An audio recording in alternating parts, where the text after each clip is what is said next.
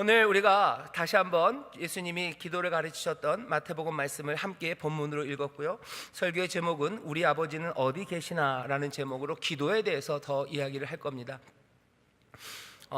지난달서부터 우리가 산상수훈 예수님의 가르침을 읽고 있습니다. 하나님의 나라를 구하고 그리고 하나님의 의를 구하는 사람들, 그 사람들이 어떻게 사는지 사랑하며 기도하며 산다고 그랬어요. 그러니 예수님은 당연히 그 사랑하는 방법과 기도하는 방법을 가르치십니다. 어떻게 사랑할지, 하나님을 또 어떻게 이웃들을 사랑할지를 많이 가르치셨고요. 기도에 대한 가르침도 분명히 있습니다. 삶으로 보이셨고 또 몇몇 군도에서 기도를 가르치셔요. 오늘은 그래서 지난주서부터 예수님이 가르치신 기도의 가장 기본 시작서부터 우리가 살펴보려고 합니다. 그래서 지난주에 배웠던 건 그겁니다. 너희들 기도할 때 외식하는 사람들처럼 남에게 보이려고 아니라 너희들 기도하는 그 시간은 다른 사람들 신경 쓸 거 아무것도 없어요. 기도하는 그 시간은 하늘에 계신 너희 아버지, 그 아버지 앞에 나오는 거래요. 사람들에게 보이려는 기도, 아니 다 외부가 아니라 때로는 나에게 보이려는 기도도 있어요. 내가 얼마나 신실한 사람인지를 나는 기도하는 사람이다 라고 자랑해요. 그럴 때 우리의 기도는 하나님 앞에서가 아니라 사람 앞에서 드려지는 기도일 수 있습니다. 아무것도 신경 쓰지 않아요. 오직 하나님 앞, 우리 아버지 앞에 서서 하는 것이 기도입니다. 또 예수님 말씀하셔요.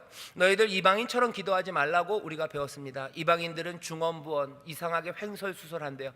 뭘 구해야 되는지 모르고 또 누구에게 기도하는지도 모릅니다. 그러니 온갖 이야기들이, 그리고 하나님이 자기들 사랑하심을 몰라요.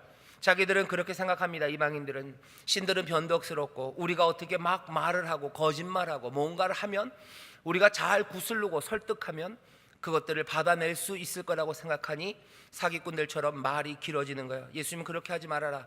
너희 기도를 들으시는 이는 좋으신 아버지, 정말로 선하고 너희의 필요를 몽땅 다 아시는 분이다 얘기하셔요. 아버지께 기도하는 거다, 그 앞에 나와서 라고 얘기하시죠. 그리고 지난주에 세 번째 드렸던 말씀은 이렇게 기도하라 라는 말씀이었어요. 기도의 방식이 본문에서는 그대로 드러나지는 않습니다. 하지만 이 말씀이 쓰여졌던 곳, 그리고 이 말씀을 받아서 실천했던 교회의 전통들을 잘 살펴보면 주기도문, 이 기도를 가지고 적어도 하루에 3번 시간을 정해서 이 사람들, 그리고 모든 예수의 사람들과 교회는 기도했었어요. 어느 순간인가 그것들을 잃어버렸습니다.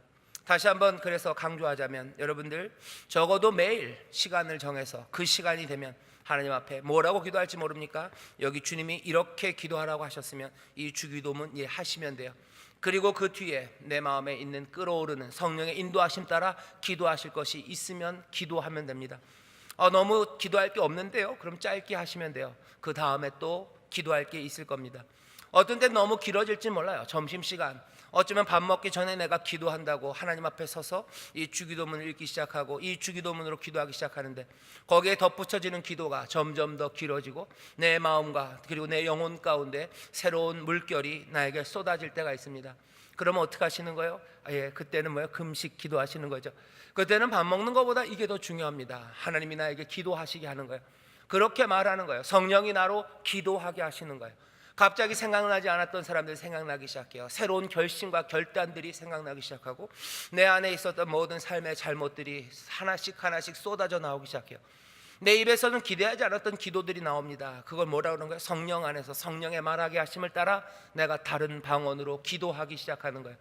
그 기도하는 사람들, 날마다 매번은 아니어도 상관없습니다. 하지만 그렇게 이 기도를 가지고 기도하고 또 덧붙여지며 성령 안에 기도하는 사람들, 그 사람들의 삶이 이전과 같을 수 없고 다른 사람들과 같을 수 없습니다. 점점 더 신앙은 자라가고 예수 그리스도의 거룩함을 닮아가기 시작해요. 교회가 그렇게 한 사람 한 사람씩 변화되기 시작하면 어느샌가 교회는 예수님이 기대하시고 또 하늘아버지가 계획하셨던 것처럼 점점 더 그리스도의 장성한 분량까지 서로 연락하고 상합하여 자라가기 시작합니다. 어느샌가 그리스도의 위대한 모습이 보여지기 시작하고 그 빛과 그리고 그 향기와 그리고 그 소금되는 삶을 하나씩 이루어가기 시작해요. 거기에 나타나는 생명의 능력들이 있습니다. 그러면서 움직이는 사람들의 움직임이 달라져요. 예배드리는 모습들이 달라지고 서로가 서로를 보는 눈이 달라지고 내가 가정에서 하는 말들이 달라지고 가정에서 하는 말투, 말의 내용들이 달라집니다. 전에 없었던 삶으로 변화되어 가요. 그러면서 함께 즐거워합니다. 말씀이 참이에요. 우리의 삶을 거룩하게 하시고 복되게 하시겠다는 하나님의 약속, 그것들이 우리 가운데서 이루어지는 것들을 보기 시작합니다. 어디서부터요? 예수님이 가르쳐 주신 대로 기도하기 시작하면서부터요.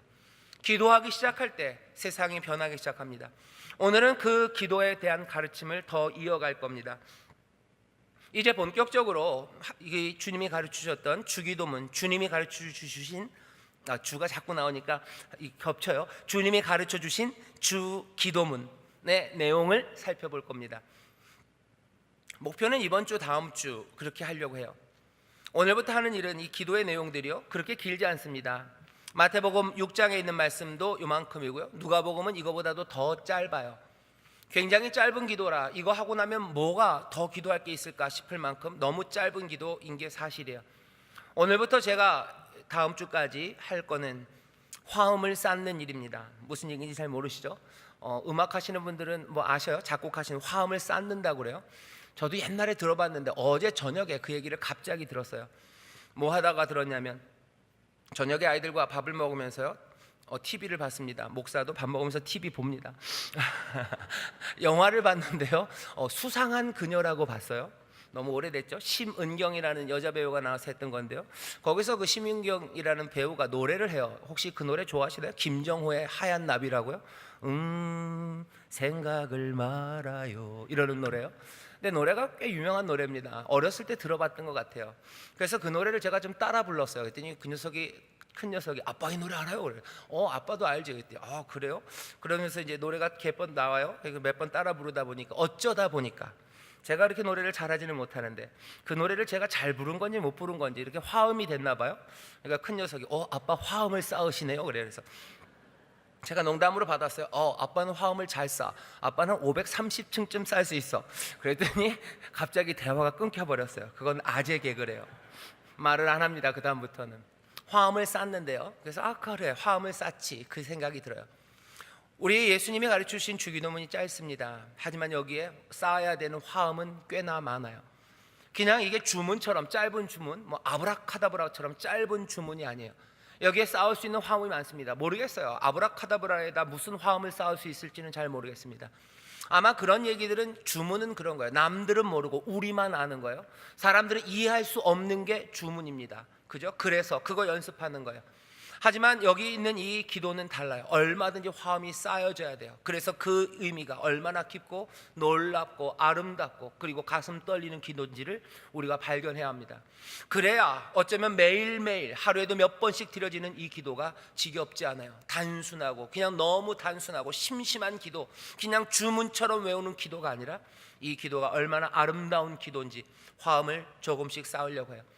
제가 쌓을 수 있는 화음의 한계는, 제 아들에게는 그냥 거짓말처럼 농담처럼 530개라 그랬지만 저는 얼마나 많이 쌓을지 모르겠습니다. 아마 앞으로도 여러분들이 이 주기도문에 대한 설교를 많이 들으시고 주기도문에 대한 책들을 많이 읽으실 거예요. 그때마다 생각하셔요. 이 기도에 아름다운 화음을 쌓아요. 김종호의 하얀 나비 그냥 혼자 불러도 아름다워요? 좋죠. 근데 거기에 아름다운 화음이 있으면 더 그 노래를 사랑하게 되죠. 더 많이 부르게 됩니다. 주기도문 이번 주, 다음 주 도대체 이 기도에 어떤 아름다움이 있는지, 도대체 이 기도를 예수님이 가르쳐 주시면서 우리가 어떤 마음으로 기도하기를 원하시는지 그 이야기를 여러분들에게 전하려고 합니다. 이렇게 기도하라고 하시면서 주신 첫 번째 말씀이 이렇게 시작합니다. 하늘에 계신 우리 아버지여, 이렇게요. 하늘에 계신 우리 아버지여. 이 얘기는 이렇게 되는 겁니다. 우리가 기도를 시작하는 거예요. 입을 열 때 기도는 무엇서부터요? 호칭서부터 시작합니다. 부르면서 시작하는 거예요. 아무에게나 가는 게 아닙니다. 그리고 여기는 하늘 아버지예요. 하나님 아버지 그리고 나, 그 둘이 이 관계 안에 서 있는 겁니다. 이 관계를 잃어버리면 기도는 헤매기 시작해요. 이방인의 기도처럼 횡설수설하기 시작합니다. 사람들이 기도하기를 어려워하는 이유는요, 첫 입이 안 떨어져요. 왜 안 떨어집니까? 사람들이 이 기도를 할 수 없는 이유는요, 그들의 삶 가운데서 이 아버지와 자녀의 관계가 한 번도 제대로 유지된 적이 없기 때문입니다. 아버지를 모시고 사는 사람들이 돼야 돼요. 내가 깊이 있게, 그리고 이 하나님과 나 사이의 관계에서, 부자 관계에서 기도를 살아가기 위해서는 다른 일보다는 먼저 우리의 삶 가운데 하나님을 의지하고 살아가는 그 삶이 먼저 선행돼야 됩니다. 그래야 입이 떨어질 거예요. 기도하는 사람들은 그런 사람들이에요. 기도를 배워요. 그냥 아브라카다브라 아무 말이나 배우면 그대로 그냥 램프를 문지르기만 하면 나와요. 하지만 하나님은 아니에요. 램프 문지를 수 없어요. 그리고 주문 외우는 거 아닙니다. 하늘에 계신 우리 아버지여 라고 입이 떨어지기 위해서는 하나님과 우리 사이의 관계가 아버지와 자녀 사이임을 하나씩 확인하며 살아가는 삶의 모습이 먼저 선행돼야 됩니다. 그 삶만 있어서는 되는 거 아니에요. 기도는 배워야 돼요. 자, 그렇게 살아가는 사람들은요, 입을 열어서 이 기도를 해야 되는데 입을 여는 방법이 있습니다. 교회는 보통 이렇게 가르쳤어요. 입을 열어서 기도하기 전에 하나님과 그리고 자신의 부자관계에서 살아가는 사람들이 이제 이 하나님을 부르기 위해서는요, 먼저 시작하는 방식들은 늘 성경으로 시작합니다. 성경으로 시작하든지 아니면 찬송을 하든지 아니면 기도문들을 묵상합니다. 이 얘기는 뭡니까? 내가 열심히 하나님 안에서 살아가요. 주를 의지하며 살아가요. 그러다가 뭐예요? 기도하는 시간이 돼요. 기도하는 시간이 되면 그냥 살다가 훅 들어와서 기도 시작하는 게 아니라는 거예요. 그리고 그렇게 와서 기도하면 기도가 잘 안 됩니다. 어떻게 시작하는 거예요? 하나님의 말씀들, 특별히 위대한 본문들이에요. 위대한 말씀들, 아니면 내 삶에 진짜로 근간이 되고 내 삶의 신앙의 든든한 받침돌이 되는 그 말씀들을 묵상하며 시작해요. 외우지 못하면 읽는 겁니다. 하지만 읽을 기회가 안 되면 외우는 겁니다. 왜 순복음교회가 열심히 기도했을까? 여의도교회 다른 거 아니에요. 사람들은 그게 이상하다 얘기하지만 요한삼서 2절입니다. 뭐라고 되어 있죠? 영혼이 잘된 것이 내가 범사에 잘되고 네가 강건하기를 내가 원한다 하는 그 말씀이에요.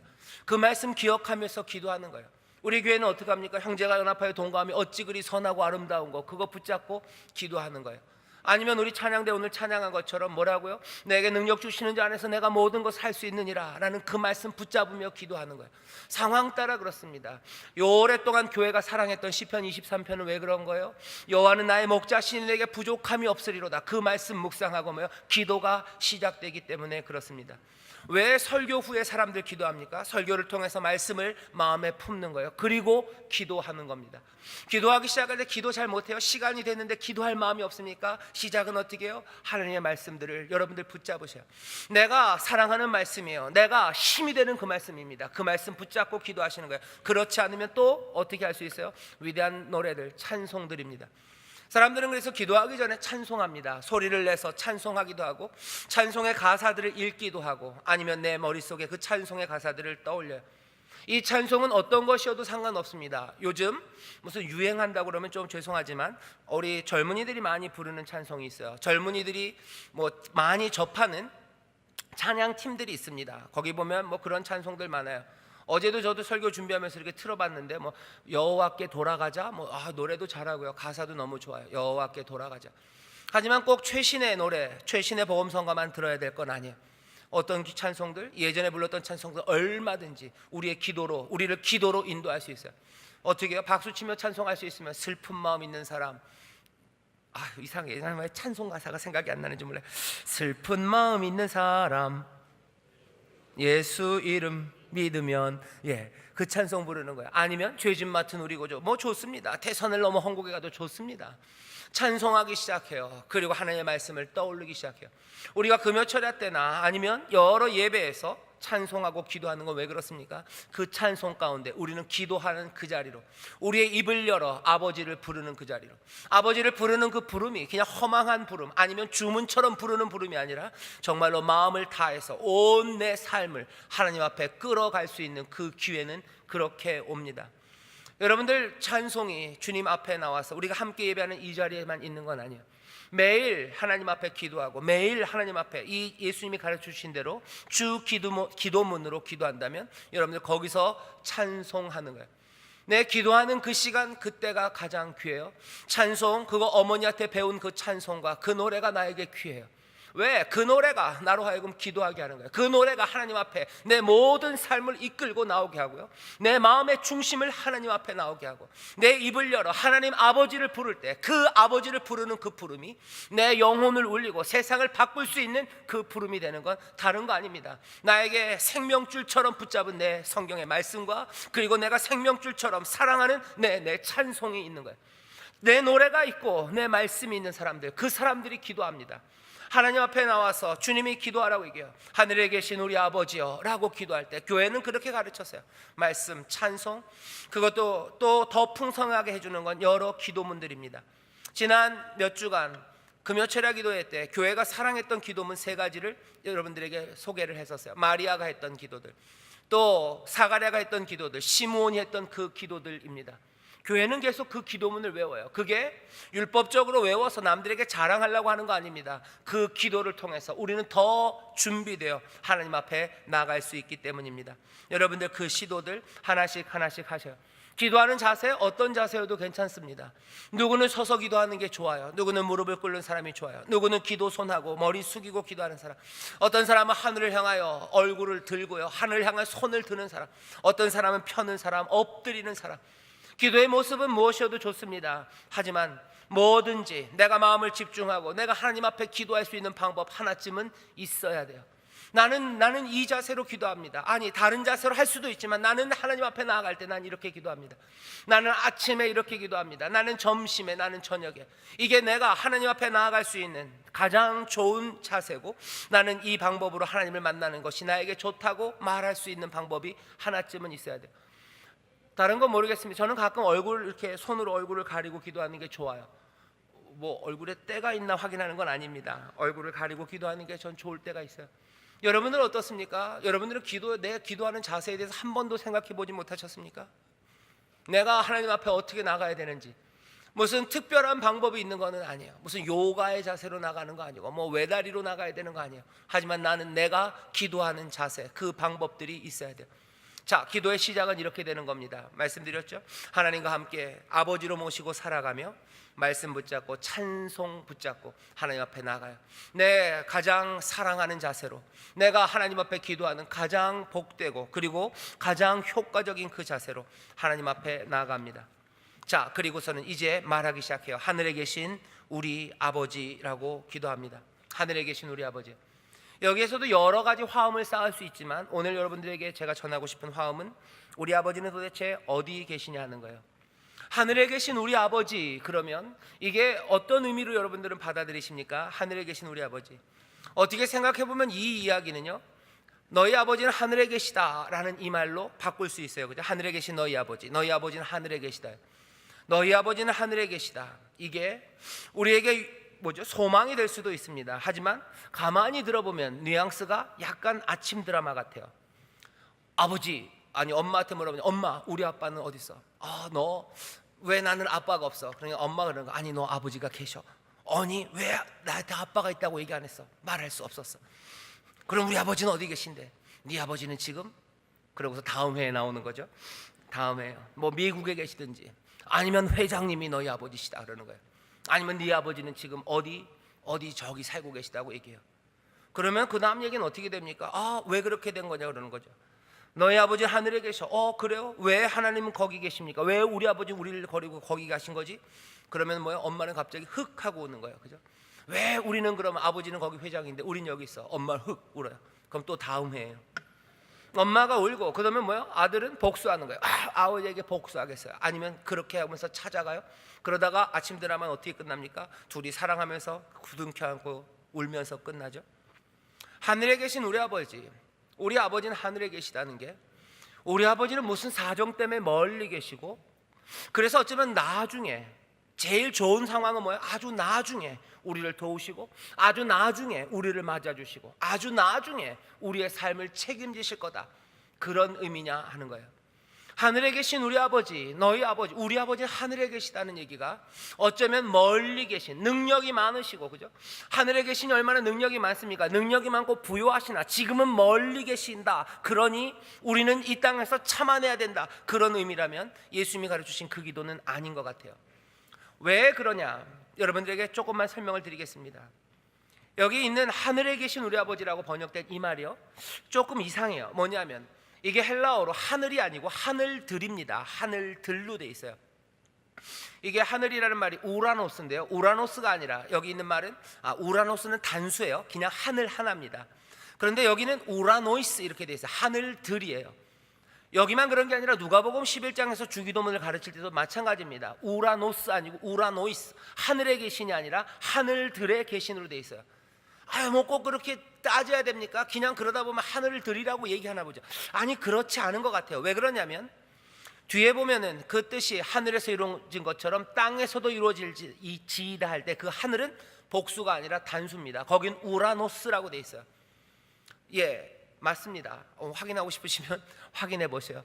누가복음엔 그 얘기가 없으니까 마태복음만 확인하시면 될 겁니다. 마태복음에서 우라노스와 우라노이스를 분명히 구분해서 써요.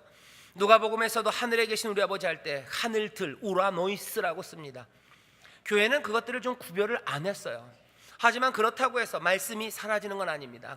여기 있는 말씀 그대로 액면 그대로 읽으면요, 하늘들에 계신 우리 아버지예요.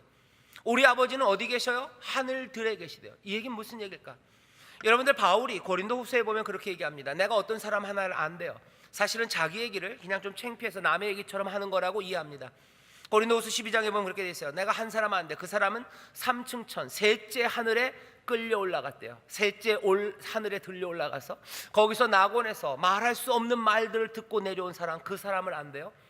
그러면 바울은 뭐예요? 하늘이 첫째 하늘, 둘째 하늘, 셋째 하늘, 적어도 세 하늘이 있었다고 생각합니다. 사람들은 그렇게 얘기해요. 이 당시 사람들은 적어도 하늘이 세 개가 있었어요. 첫 번째 하늘은 뭐냐면 우리가 보는 하늘입니다. 대기권이에요. 하늘 파랗죠. 두 번째 하늘은 별들이 있는 하늘이에요. 우리식으로 말하면 우주입니다. 대기권 그리고 우주는 둘째 하늘이에요. 셋째 하늘은 어디예요? 셋째 하늘이 하나님이 계신 그 하늘이에요. 그런 세계관을 갖고 있었어요. 예수님이 얘기하시는 거예요. 하나님은 어디 계셔요? 너희 아버지는 하늘들에 계시다요. 이 얘기는 하나님이 어디 있는지 사람들은 압니다. 셋째 하늘에 있다고 생각했어요. 여기 우리가 살고 있는 이 땅은요, 뭐 공중 권세 잡은 마귀가 있어요, 그죠? 공중 권세 잡은 이 대기는 악이 가득합니다. 악한 것들이 가득해요. 저 하늘에는 뭔가 뭐 플라톤식으로 말하면 훨씬 더 아름다운 질서가 있는 곳이지만 여전히 하나님이 계신 곳은 아니에요. 하나님은 저 멀리 계셔요. 예수님이 우리에게 가르쳐 주신 기도는요, 하나님은 저 멀리 계시다. 어쩌다 보니 그렇게 됐다. 우리의 죄악 때문에 하나님은 멀리 계시다. 하지만 염려하지 마라. 하늘에 계신 분은 너희 아버지시니까 나중에 너희들이 뭔가 어렵고 힘든 일이 있으면 뭔가 보내주시고 뭔가 역사해 주실 거다. 그것만 해도 나쁘지는 않습니다. 적어도 고아는 아니에요. 아버지가 계시다는 거, 위안이 됩니다. 게다가 우리 아버지가 하늘에 계신 위대하시고 전능하신 분이라는 거 우리의 마음을 더 뿌듯하게 합니다. 하지만 여전히 그거보다 더 아름다운 이야기에는 못 미칩니다. 어떻게 들어보면 아침 드라마 같아요. 진짜로 아침 드라마 같아요.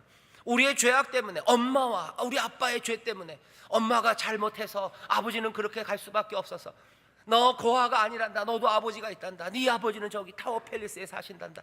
이제 결정적인 순간이 되고 네가 뭐 장가 갈 때쯤 네가 어려워지면 네 아버지는 능력이 많으셔서 너를 도와줄 수 있을지도 몰라.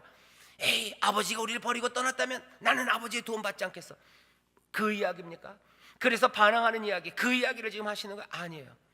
하나님이 하늘들에 계시다고 예수님이 말씀하신 게 맞다면 그게 맞다고 믿는데요, 하늘들에 계신 우리 아버지라는 그 말은 이런 말입니다. 하늘에 원래 계셔야 돼요. 셋째 하늘에 계셔야 되는 그 하나님이 이제는 어디 계신다는 거예요? 하늘들에 계신 거예요. 하늘들에. 그분이 점점점 내려오시는 겁니다. 하늘에 계신 아버지를 하늘들에 계신 아버지라고 이해한다면 먼 곳에 계신 아버지는 아니에요. 너희 아버지가 먼 곳 하늘에 계시다는 뜻이 아닙니다.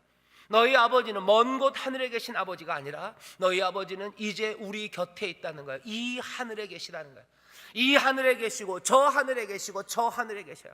하나님은 뭐예요? 이제 너희 아버지는 이제 너희 가운데로 오신다는 거예요. 셋째 하늘에서 여기 첫째 하늘까지 내려오시는 아버지, 하늘들에 계신 우리 아버지, 내려오시는 하나님, 얼마든지 내려오시는 아버지, 멀리 저 위에 계신 게 아니라 은혜와 사랑으로 여기 이제 내려오시는 하나님, 그 하나님이 너희 아버지다 얘기하시는 거예요.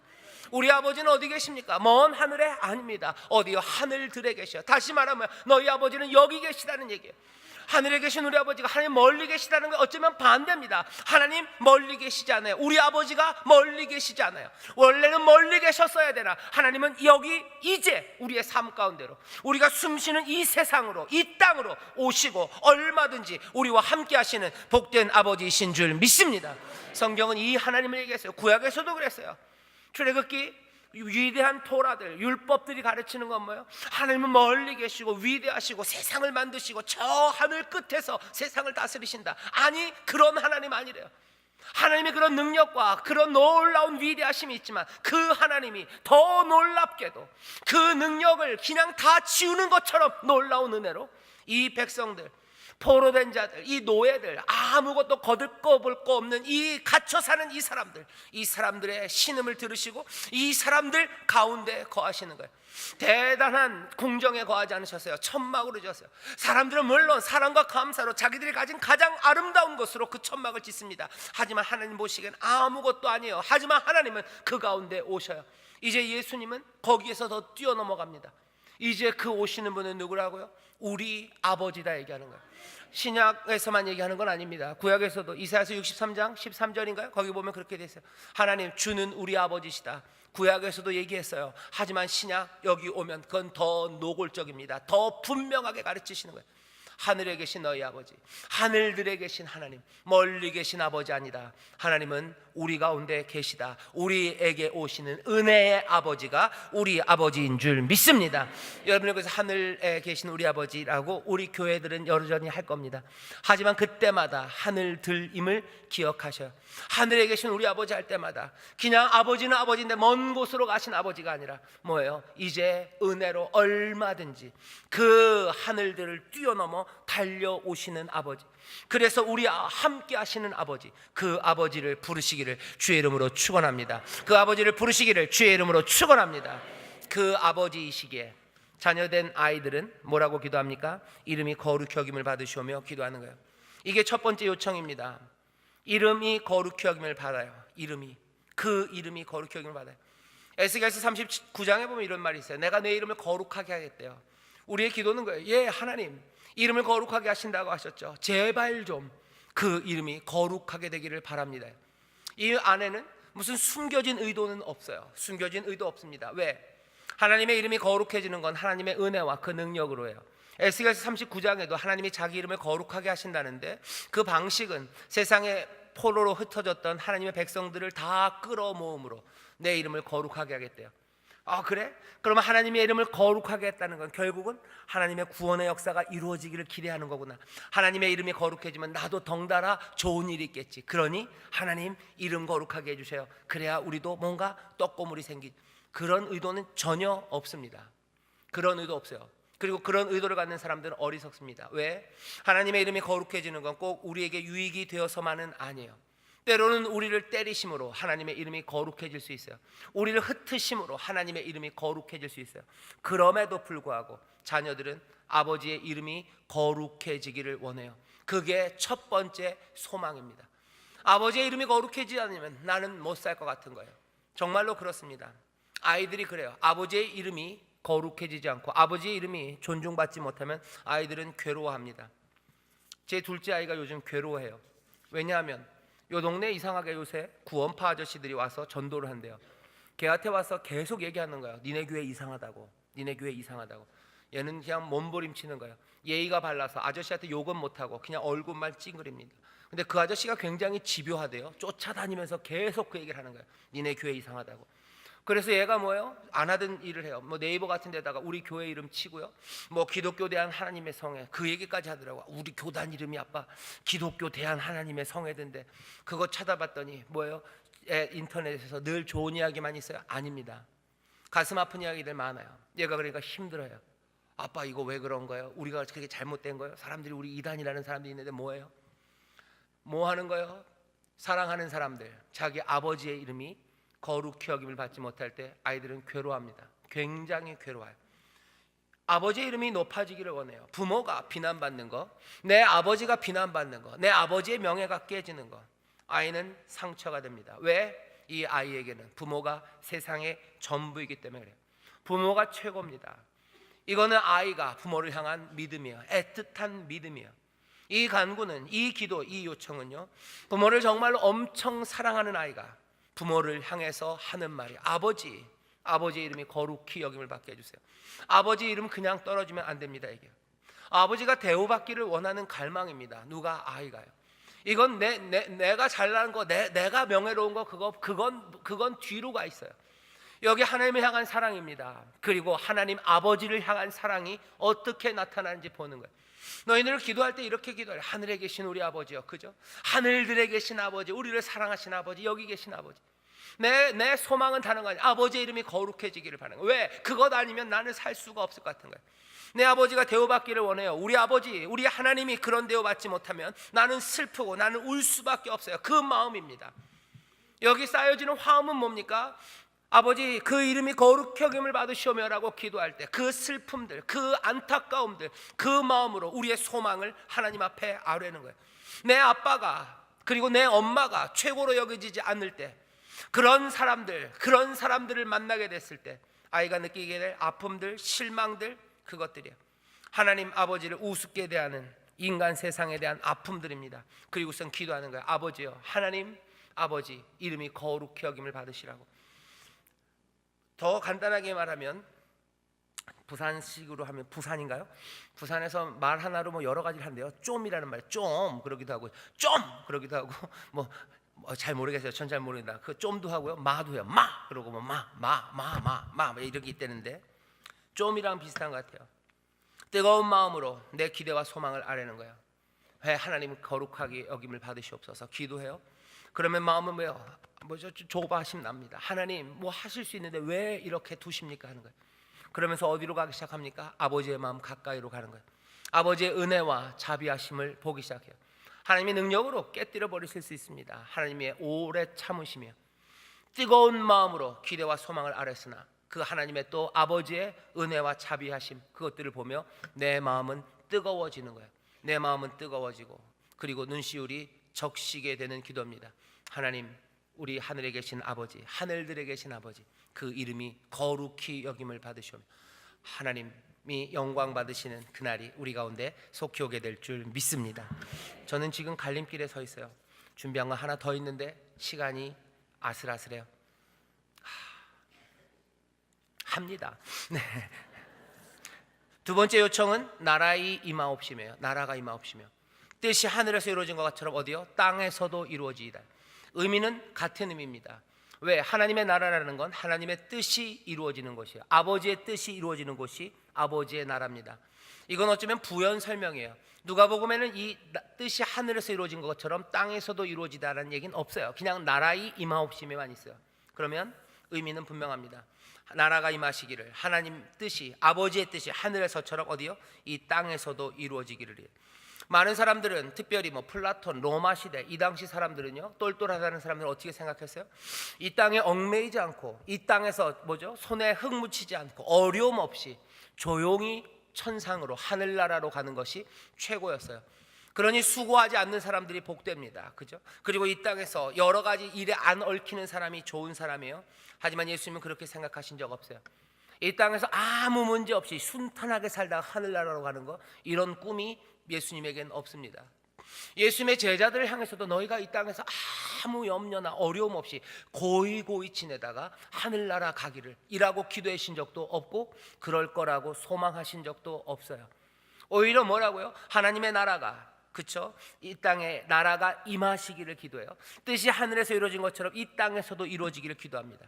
요한계시록 20장 보면요, 말세, 마지막에 관해서 이야기하는 것 같지만 요즘 저녁마다 계시록을 계속 읽었었어요. 거기 보면 하나님으로부터, 하늘로부터 새 예루살렘이 내려와요. 여전히 마지막에 우리는 이 땅에 있을 겁니다. 아마 그게 어떤 의미인지는 더 깊이 생각해 봐야 되겠지만, 적어도 예수님이 기대하시는 것, 그리고 신약 성경이 기대하는 것, 우리가 이 땅에서 아무 어려움 없이 고이고이 있다가 슝 하고 하늘로 가는 그런 꿈은 아닙니다. 어떤 꿈이에요? 하나님의 선하신, 우리 아버지의 선하신 뜻이 어디에서? 땅에서, 여기서 이루어지기를 원하셔요. 나라가 임하셔요. 땅입니다. 이 땅은, 이 나라는 어디에 임합니까? 첫 번째는 어느 곳이든, 나라라고 얘기하는 그곳들은 다 하나님의 나라로 바뀌어져야 돼요. 이 기도가, 어린아이가 이 기도를 한다면, 6살짜리 철이가 이 기도를 한다면, 이 기도는 무슨 기도입니까? 나라가 임하기를 기도하는 거예요. 어느 곳이든 하나님의 뜻이 이루어지기를 기도하는 거예요. 내가 놀고 있는 이 놀이터가 하나님의 나라가 되기를 기도하는 거예요. 왜? 놀이터에는 영수가 있기 때문이에요. 영수의 변덕과 영수의 폭력이 지배하는 이 놀이터가 하나님, 우리 아버지의 선하신 뜻으로 바뀌기를. 영수의 폭력과 변덕이 그네를 독점하고 있어요. 그네를 독점하는 영수 때문에 나는 미끄럼틀을 타지만 그 영수의 또 변덕이 영수를 하여금 어떻게요? 이 미끄럼틀로 오게 해요. 나는 놀이터에서 늘 슬프고 늘 괴롭고 그 놀이터에는 변덕스럽고 폭력적인 영수의 뜻이 지배하고 있어요. 기도합니다. 하나님, 영수의 뜻이 아니라 누구의 뜻이? 아버지의 뜻이 이루어지기를. 은혜로우신 아버지의 뜻이, 자비로우시고 그리고 의로우신 아버지의 뜻이 이루어지기를 기도하는 거예요. 놀이터에 하나님의 나라가 임하기를. 우리가 걷고 있는 이 거리가 무슨 폭력적인 조폭이나 아니면 깡패들의 뜻이 이루어지는 곳이 아니기를 기도하는 거예요. 우리의 직장과 학교와 이 가정이 세상의 다른 권세가 아니라 하나님의 은혜로우시고 자비로우시고 의로우신 뜻이 이루어지기를 기도하는 것, 그 기도입니다. 기도할 것, 그래서 말해 나라의 임하옵시며 뜻이 하늘에서 이루어진 것처럼 땅에서도 이루어진다. 어린아이들 기도할 수 있습니다. 엄마들 기도할 거 많아요. 아빠들 기도할 거 많습니다. 정치인들 기도할 거 많아요. 목회자들 기도할 거 많습니다. 이 기도할 때마다 화음은 더 퍼져나가고 펼쳐지는 그림들은 훨씬 더 컬러풀해집니다. 나라가 임하옵시며 뜻이 하늘에서 이루어진 것처럼 또 이 땅에서도 이루어져요. 여기는 이런 장소만 있는 게 아닙니다. 더 중요하게는 내 자신의 행동도 포함합니다. 내가 연약함을 알아요. 그리고 내가 약한 것뿐만 아니라 악한 것도 압니다. 그 약함과 악함을 치료하기 위한 내 의지가 또 얼마나 약한지도 알아요. 내 삶의 행동이, 내 자신의 행동이 정말로 악한 것 아니라 하나님, 우리 선하신 아버지의 진리와 그리고 그 은혜를 따라가기를, 내 행동, 여기가 하나님의 나라가 되기를 기도하는 겁니다. 뿐만 아니에요. 하나님의 나라가 임하고 그 뜻이 이루어지는 것, 내 삶의 행동뿐만 아니라 다른 사람들, 그 사람들의 행동도 포함합니다. 어둠에 얽매여 살아가는 그 사람들에게 하나님께서 놀랍게 역사하셔서 아버지의 뜻이 이루어지기를 기도하는 거예요. 악한 세상, 그리고 악이 우세한 상황들, 그 분위기들, 그것들을 위해서 기도하는 겁니다. 집단적인 상황 때문에 악에 빠지는 사람들이 많아요. 우리 아이가 악한 일들을 합니다. 그 아이들에게 하나님의 뜻이 이루어지기를 위해서 기도해야 돼요. 하지만 그 아들이, 내 자녀가 왜 그렇게 됐는지 생각해 보면 악이 우세한 상황이기 때문일 때가 많아요. 사실은 생각 없이 악에 빠진 사람들이 있는 것도 사실입니다. 애들은 그게 뭐 나쁜지 몰라요. 그냥 그래서 하는 일들이 참 많습니다. 예수님도 그러셨어요. 십자가 그 위에서 저들이 무슨 일을 하는지 모른대요. 요즘 또 하나 벌어지고 있는 일 중에 하나가, 뭐 이건 또 정치적인 일이라 여러분들 어떻게 판단하실지 모르겠지만 그냥 객관적인 사실만 놓고 보면 국정교과서 만들었던 공무원들 수사하기 시작한대요. 그 사람들 할 말이 있어요. 그럼 시키는 대로 일하는 거지 어떻게 하는 겁니까? 그런 식입니다. 알지 못하고 그냥 따라가야 되는 그 문화들, 분위기들이 있는 거예요. 어떻게 해야 됩니까? 기도하는 거예요. 아버지의 뜻이 이루어지기를 세상을 위해서 기도하는 겁니다. 이 땅의 악한 문화들, 악한 이념들, 그리고 악한 분위기들, 그런 것들이 사라지기를 위해서 기도해요. 그러면서 우리가 정말로 거기에 우리가 얽혀지는 것이 아니고 거기에 빛을 비추고 그 악을 제하는, 그 악을 제거하는 그런 행동들로 살아가기를 기도하는 그 기도가 나라의 임하옵시며 뜻이 하늘에서 이루는 것처럼 땅에서도 이루어지다 하는 그 기도 안에 담겨져 있습니다. 그 기도를 하시면서 어느 날은 그 기도가 마음에 더 뜨거우실 거예요. 주기도문이 끝나고 나면 하나님의 뜻이 이루어지기를, 어쩌면 놀이터를 위해서, 아니면 내 직장을 위해서, 아니면 학교를 위해서, 아니면 더 넓게는 이 땅에 있는 학교들을 위해서, 그리고 이 땅에 있는 모든 악한 세력들이 심어놓은 여러 가지 소비주의와 그리고 개인적이고 이기적인 이 분위기들을 하나님 깨뜨리시고 하나님의 뜻이 이루어지기를, 모두가 사랑하고 나눠주는 그런 복된 세상이 되기를 기도할 수 있습니다. 우리의 기도는 그렇게 더 아름다워져 가게 될 줄 믿습니다. 기도하겠습니다. 하나님 아버지, 감사합니다. 하나님, 우리 예수님이 기도를 가르치시오니 이 기도의 말씀 하나씩 붙잡고 아버지는 우리의 기도의 생활이 변화될 수 있도록 성령님 인도하여 주옵소서. 감사드리며 예수님 이름으로 기도하옵나이다. 아멘.